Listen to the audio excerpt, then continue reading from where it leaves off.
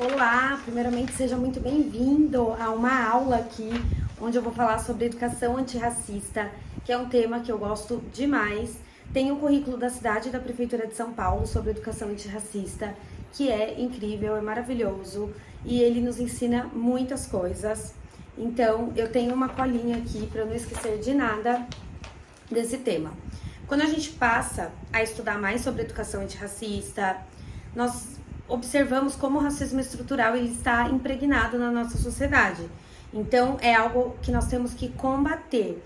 E eu vou começar com uma frase que está aqui no final do meu roteiro, que diz o seguinte: nós devemos tratar igualmente os iguais e desigualmente os desiguais na medida de suas desigualdades.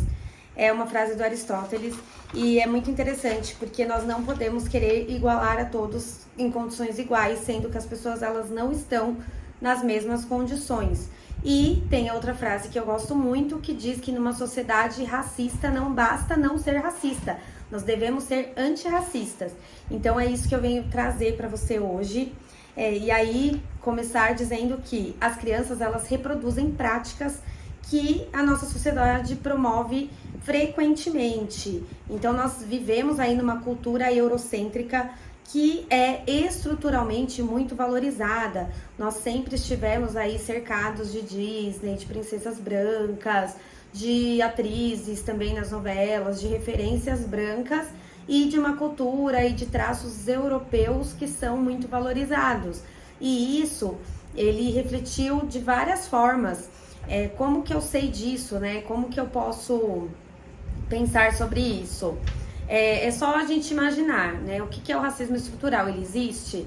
Existe sim, e deve ser combatido. Então, o que eu preciso pensar? Se eu tenho 2 filhos, eu sou mãe de 2 filhos, e para um deles, eu pago escola, eu pago cursos, eu faço tudo por ele, dou a comida, dou tudo o que ele precisa e mais do que ele precisa. E o outro filho eu falo, você vai trabalhar agora, antes dos 18, você vai fazer todos os afazeres de casa, você que vai fazer sua comida, você que vai fazer todas as suas coisas, você vai estudar numa escola que não é uma referência. E quando eles fazem 18 anos, eu dou um apartamento para aquele que eu dei tudo, um carro, falo, começa aí sua vida, tô pagando sua faculdade, fica em paz. E pro outro filho eu falo, você sai pra cá, sai pra rua e se vire. E eles estão nas mesmas condições de igualdade? Não estão. Então, isso que nós precisamos entender quando nós pensamos no racismo estrutural. Porque quando houve o fim da escravização, as pessoas não estavam em condições iguais, eles saíam com uma mão na frente e outra atrás. Então, nós não podemos esperar que as pessoas estejam em condições iguais àqueles que tiveram uma base diferente para construir as suas vidas e suas famílias. Então, como eu já falei, né, numa sociedade racista não basta não ser racista, nós precisamos ser antirracistas. E as raças elas são consideradas, né, branca, preta e amarela. Então, houve por um tempo uma ideia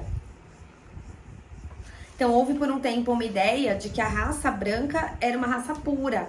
E isso foi difundido enormemente pelos lugares, pelos países, pelo mundo e também no Brasil. Então, os seres humanos, nós somos a raça humana. E o ser humano, eles são iguais na sua composição. Né? De acordo com estudos genéticos, os seres humanos são iguais. Então, existe a raça humana, não existe raças. Mas existe aquela raça fictícia, social, que é o que mantém o racismo vivo na nossa sociedade, infelizmente.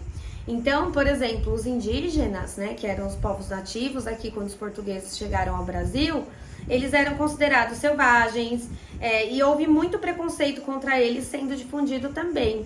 Isso é um tema para se aprofundar melhor num outro momento, apesar de que quando nós falamos na educação antirracista, nós falamos também dos imigrantes, nós falamos também dos povos indígenas originários. Então, nós precisamos romper com os estereótipos. Esse negócio de pintar a criança de índio, nós nem devemos mais usar a palavra índio, né? E sim os indígenas, os povos originários. Então, pintar a criança é uma prática que não é legal, que não é aceita por eles. Então, nós devemos, na escola, nós temos a obrigação de romper com esses estereótipos. Eles devem ser quebrados e não reforçados, porque infelizmente eles são muito reforçados com frequência. Então o racismo é uma forma sistemática de discriminação. E não é somente o racismo com os pretos, mas com outros grupos, né? Mas no caso da Prefeitura de São Paulo, que foi onde eu baseei a aula, né, o estudo para dar essa aula, para falar sobre isso, ele tem outros documentos sobre os povos imigrantes, sobre os indígenas, e no caso, esse documento específico, ele fala mais sobre os negros. Então, algumas práticas na sala de aula, elas podem auxiliar essa reflexão, como, por exemplo, o estereótipo do sambista, do jogador de futebol, do rapper. Nós não podemos reforçar isso em sala de aula, né? Da mesma forma como exaltar outras culturas que já são fortemente exaltadas. Então, no Brasil existe sim o racismo estrutural e ele muitas vezes é inconsciente. As pessoas não se dão conta disso. E é necessário romper com essas práticas, por isso a política de cotas é muito importante para que hajam reflexões que combatam esses estereótipos que resultam em práticas preconceituosas e discriminatórias. Então o racismo de cota é uma forma de tentar melhorar um pouco aí uma situação que foi tão marginalizada ao longo do tempo. Então o racismo, ele é motivado exclusivamente por raça e nós devemos entender e estudar sobre o racismo estrutural, né? Porque o racismo ele é uma prática que pode resultar na discriminação, que é diferente do racismo, né? O racismo é a separação por raças e a discriminação, né, o preconceito, eles podem ter relação com gênero, com deficiência, com outras questões. E as práticas antirracistas, elas permeiam o conceito da equidade. Então, foi como eu falei, se eu tenho 2 filhos que eu crio de uma forma diferenciada, eu não posso esperar que eles tenham as mesmas condições de igualdade quando eles chegam lá na frente no momento de começar a vida, entre aspas.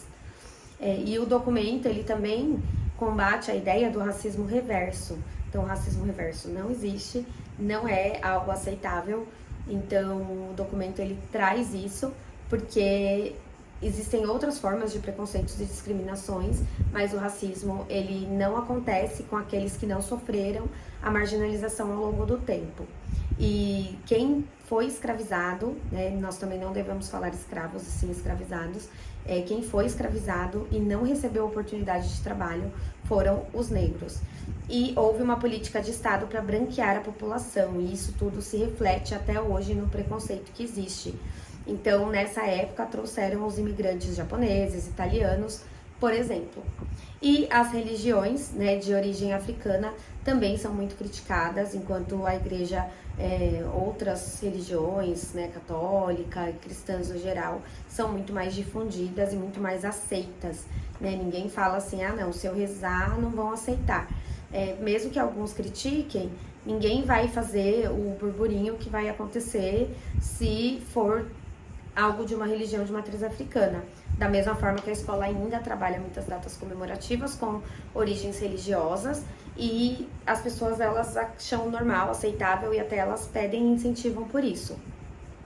Então, o racismo, ele pressupõe a hierarquização das raças e por isso que nós precisamos tanto entender da história, do porquê isso aconteceu e porquê as coisas ficaram da forma que ficaram. E, nesse contexto todo que eu falei, qual seria o papel da educação?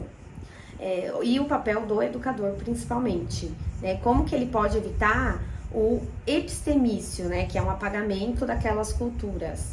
O professor precisa pensar nisso, como que ele vai trabalhar a própria identificação de cada um, das suas origens, da sua história e a valorização delas em sala de aula. Nós temos que ter cuidado, né, com a questão também do lugar de fala, visto que todos têm lugar de fala para combater o racismo. Essa é uma forma de restringir, falar, ah, não é meu lugar de fala, não vou falar sobre isso. É óbvio que eu não sei o que outras pessoas passam que estão num contexto diferente do meu, mas eu tenho sim que falar sobre isso e combater sobre isso. Todos nós temos lugar de fala quando for para falar de combate ao racismo e à discriminação e ao preconceito. E o que acontece é que nós falamos de lugares distintos, né? Então eu não posso me colocar na pele do outro, mas eu posso sim entender sobre a história daqueles povos e daquelas pessoas e de cada um que vive num contexto diferente do meu. Eu posso e devo sim falar sobre, estudar sobre e me aprofundar para eu saber, né, quais são os meus privilégios e quais também não são, né? Porque todos nós temos os nossas questões aí, mas ao mesmo tempo a gente não pode se isentar, ainda mais nós que somos da área da educação. Então a responsabilidade ela não é somente das pessoas pretas.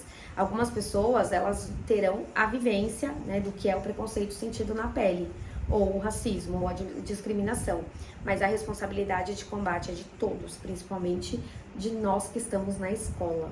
Então há aí uma diferença entre lugar e protagonismo, né? Eu não vou ser protagonista da história do outro, mas eu posso sim ser alguém aí que fala sobre e que ajuda a combater e a levar informações mais atuais sobre os temas, né, que ainda são tão confusos para algumas pessoas, né, como o caso do racismo reverso, que ainda tem gente que acredita que ele existe. Então, mesmo que na lei, né, na LDB, em 2003, a maioria das escolas está na LDB, que deveriam trabalhar, né, a história e a cultura afro-brasileira e africana, e a maioria das escolas ainda não tem práticas potentes sobre isso. A maioria das escolas ainda trabalha com práticas isoladas e fragmentadas, mesmo com a lei. Então, isso é um ponto alarmante para a gente, porque nós precisamos entender como que eu tenho uma lei que fala que as práticas elas devem estar na escola, não é um projeto, não é um evento no ano 2, e sim as práticas rotineiras da escola. Quando eu coloco imagens, fotos das crianças, quem que está lá? Quando eu coloco imagens mesmo de recortes de revista, eu coloco a referência de Hollywood, ou eu busco identificação para aquelas crianças, né, para que elas se vejam. Como são os brinquedos nessas escolas, as bonecas? Elas são bonecas Barbie, são bonecas estereotipadas, ou são bonecas negras com traços finos, ou nós temos aí um trabalho diferenciado nesse sentido. Então, nós não devemos pensar apenas em ideologias, e sim em que nós podemos fazer nas nossas práticas para combater os preconceitos, os estereótipos e todo tipo de marginalização e racismo que ainda existe muito presente em nossa sociedade. Infelizmente, existem estudos que falam, né, que em creches os bebês e as bebês pretas, eles têm menos colo e isso é inconsciente. Então, isso faz parte do racismo estrutural que ainda está muito presente na nossa sociedade. Então, era sobre isso, né? Uma pincelada sobre um assunto tão vasto, tão imenso e sobre um material maravilhoso que a Prefeitura de São Paulo fez. Mas eu espero que traga aí algumas reflexões para cada um que assistiu. Até mais e um beijo para vocês.